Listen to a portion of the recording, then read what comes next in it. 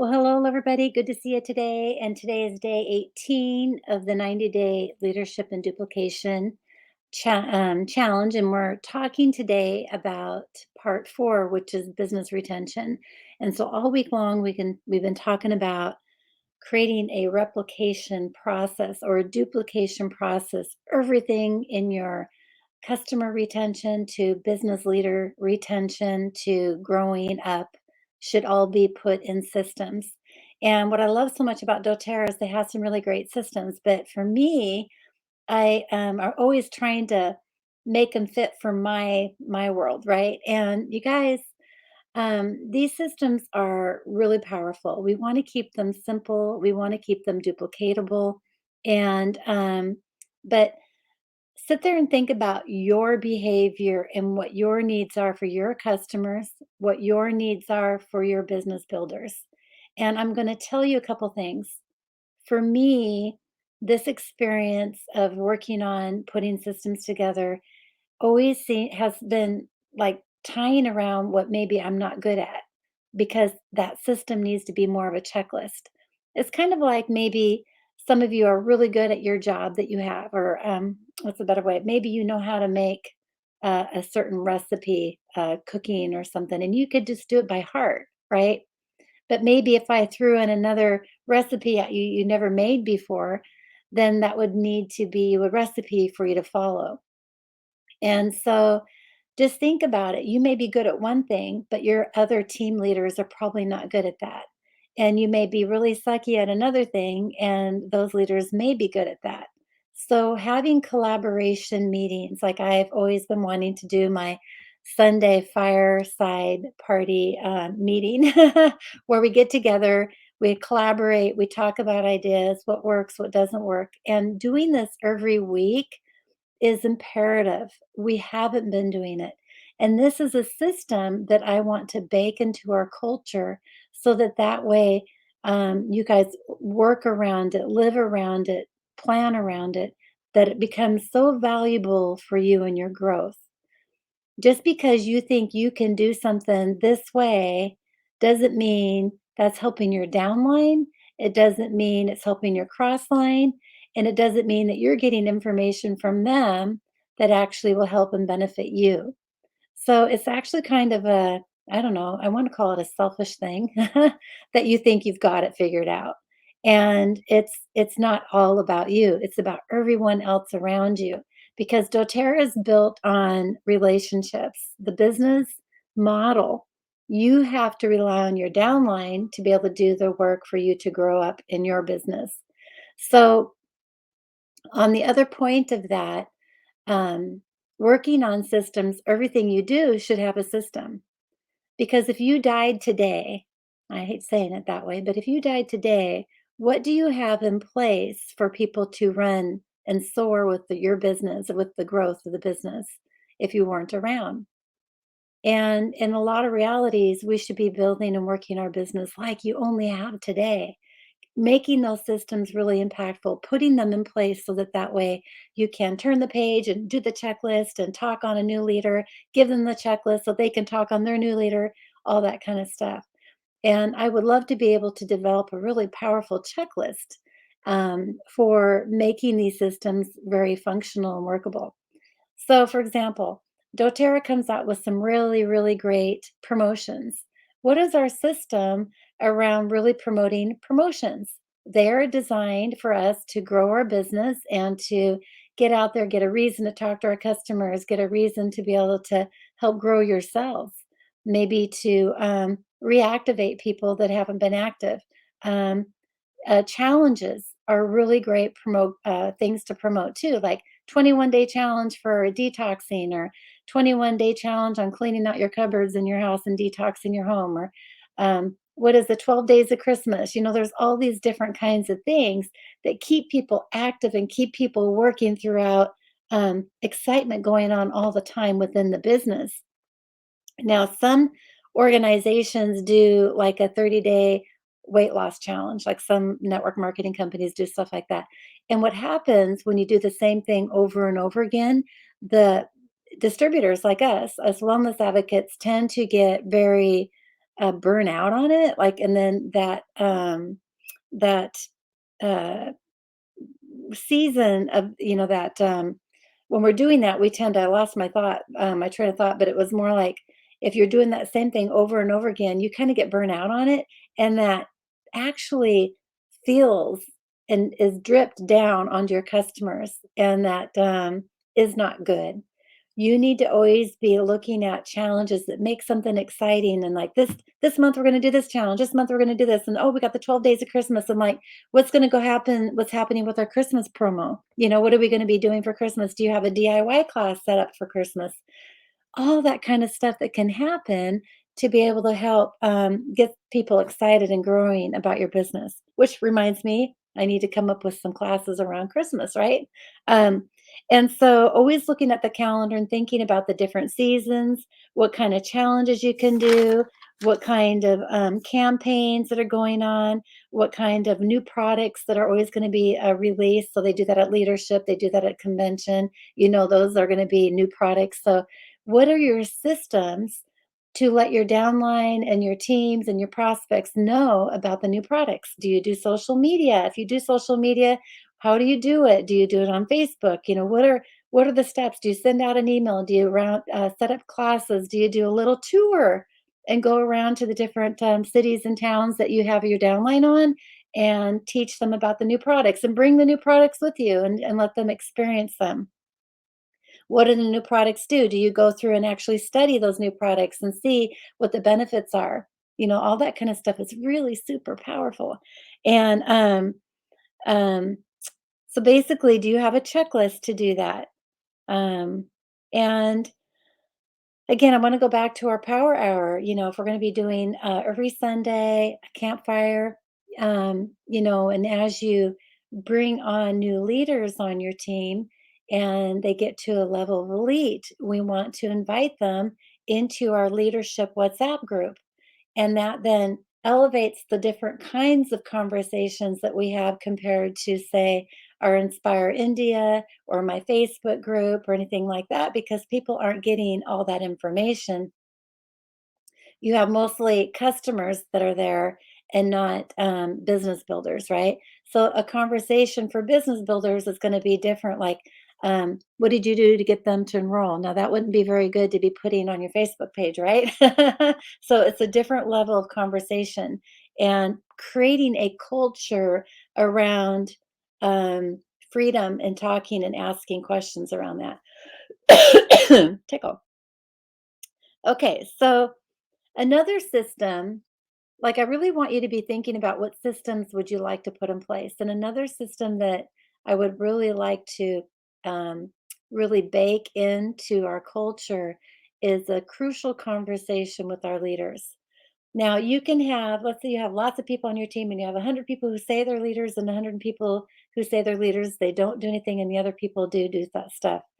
If you were to actually have a critical conversation with those first 100 people that really wanna do something, and they have their expectations laid out in front of them, you have, "This is what we're agreeing to, this is what it's gonna be," and that checklist will actually give you freedom around, it is our culture, it is what we expect. It's not just you expecting that of them, it is our all in on oils culture and how we want to expect the team to grow and all that kind of stuff.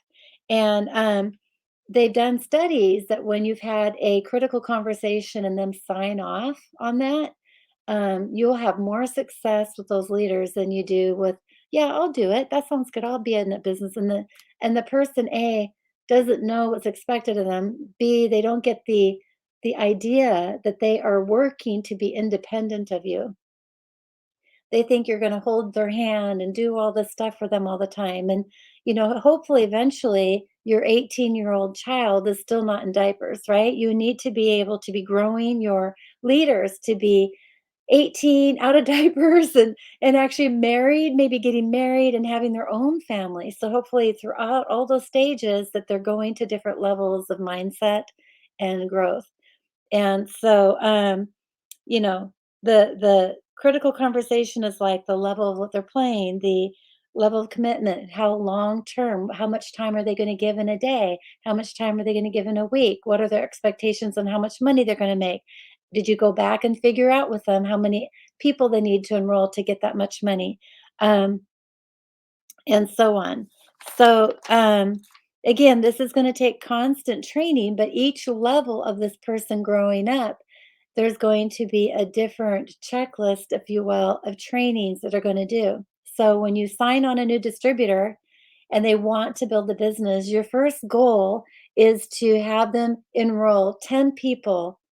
Now, doTERRA, when they had done the Silver Club or the Diamond Club, it's all about enrolling, right? And it's like, oh my God, it's like, well, I want to build relationships. I want to do this. Well, doing this quickly, getting them to get 10 enrollments as soon as possible, not only gets them income in their bank account, it gets them confidence, it gets them in a space where they're not thinking too hard and thinking too long and then getting in the sludge, right? So just getting them to do classes, have them schedule 3 classes in a week or in a month or whatever works out for their time commitment that you agreed to, and then have them do 10 enrollments. Boom, boom, boom, boom, get that done. And then after those 10 enrollments, then you give them a new assignment. So what is the system that you want that works for you to have these assignments?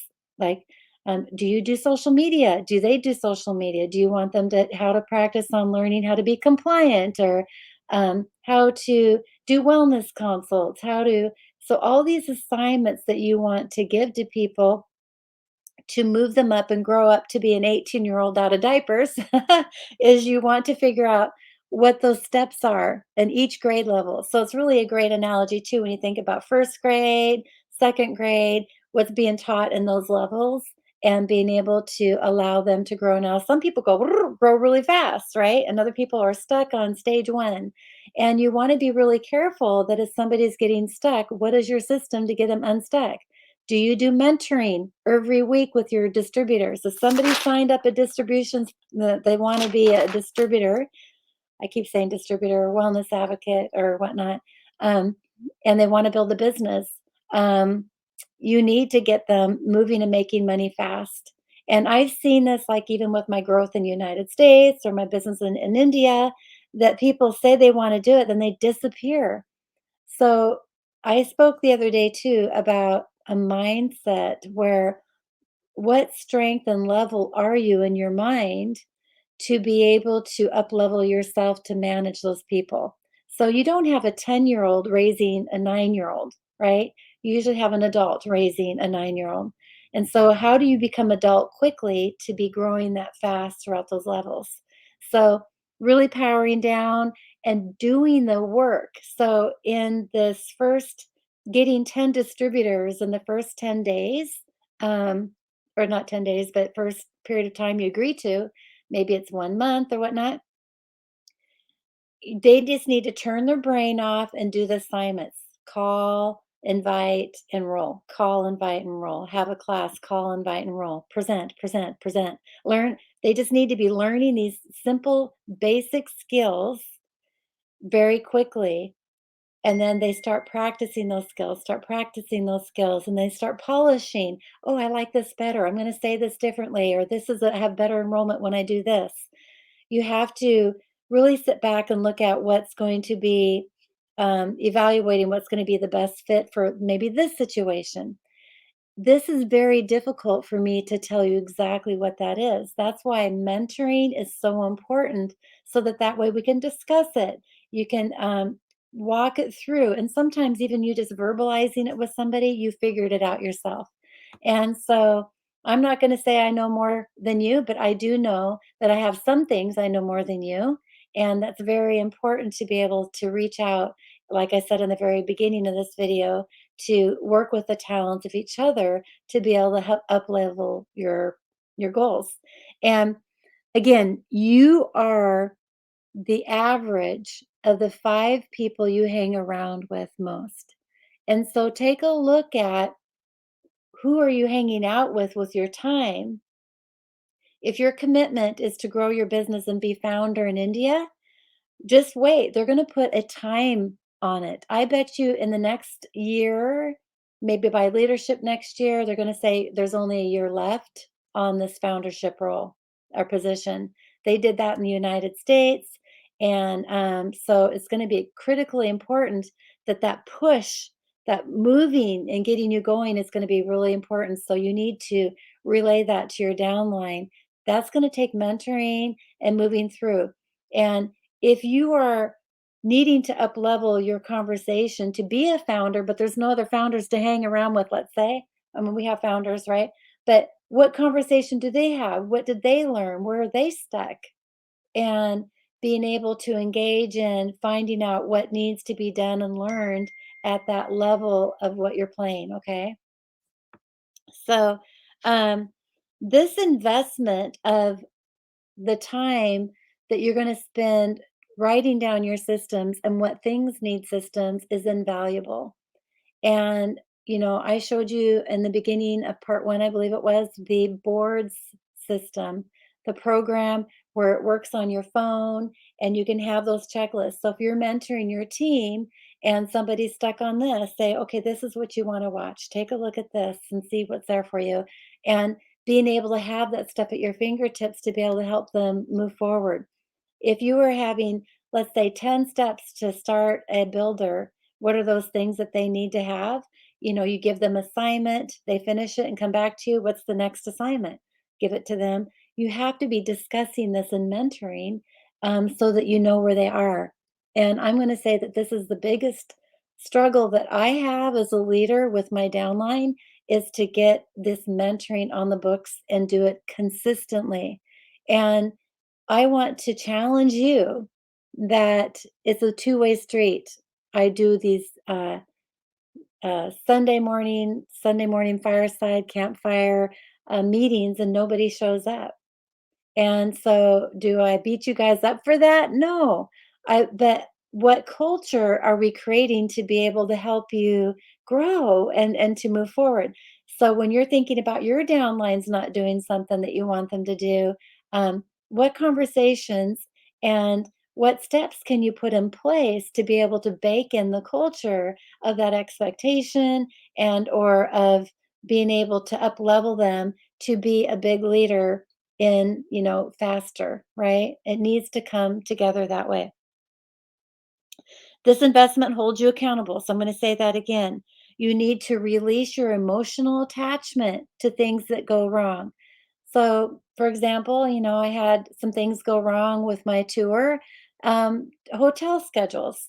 And I get mad at first. Okay, that madness gets me in action. And then, the lady who did my schedule left the company. I didn't know I was supposed to sign a form and send it in. And my payment didn't work. And so all these comedy of errors are going to happen, right?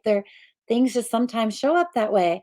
And so am I going to be all upset and quit because I didn't get my hotel room? Or am I going to get into action and enroll other people to help me to get something new happening? So, it's a mindset of an upper level that doesn't let that problem get them down. So you can tell by the size of a leader, by the size of the problem that hooks them and gets them down. So if you want to be, like, say, the president of the United States, can you imagine all the problems that they deal with on a daily basis? And they get depressed because they got a hangnail or the cat threw up on the carpet or whatever it is, right? You want to be able to recognize the level and size of the problems that get you down. And if you had systems in place and assignments, challenges, things to do, you don't have time to feel sorry for yourself. You don't have time to sit back and think on how things went wrong. So, again, you want to teach this culture in your downline. You want to teach them this time management habits. And you want to remember, I heard this analogy too that how do you know how much time to spend with somebody as a new leader? Well, if they're willing, coachable, and capable, and they show up and ask you questions, they're doing their assignment. So you give them an assignment, they come back to you complete. You give them another assignment, they come back to you and it's complete, and so on. Then you spend more time with them. But if you give them an assignment and you call them up, did you finish that yet? Or where are you at with your 100 names list? And they stop. then what you need to do is make that assignment less overwhelming, less of a step, like a baby's gonna crawl, okay, not run down the street. So minimize the assignment and say, hey, okay, maybe 100 names list was too many things to get started with. Let's just start out with five.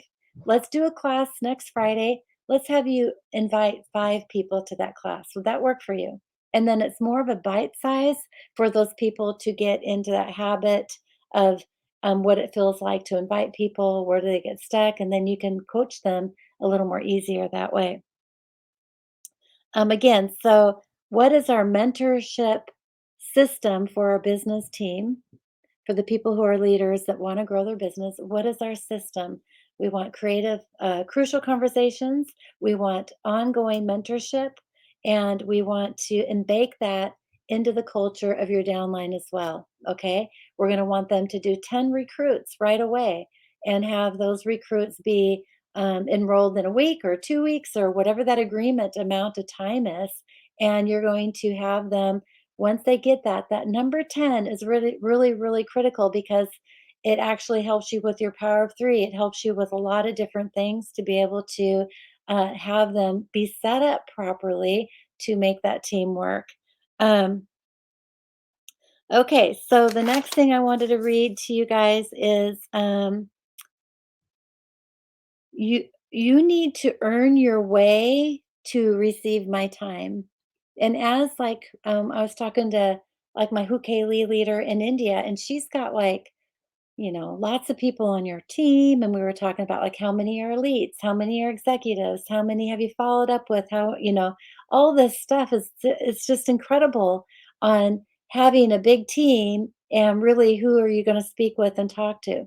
So think about that conversation.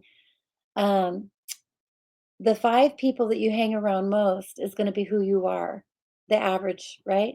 But if you wanna be up here, then you need to be doing mindset work and stuff like that, and if you have people who keep calling you and they're crying or they're not getting their assignments done, they don't deserve your time because that's this level, this kind of energy, and part of it is that they need to work on their mindset. So give them assignments for mindset, and if they're not having breakthroughs in that, then maybe this isn't for them.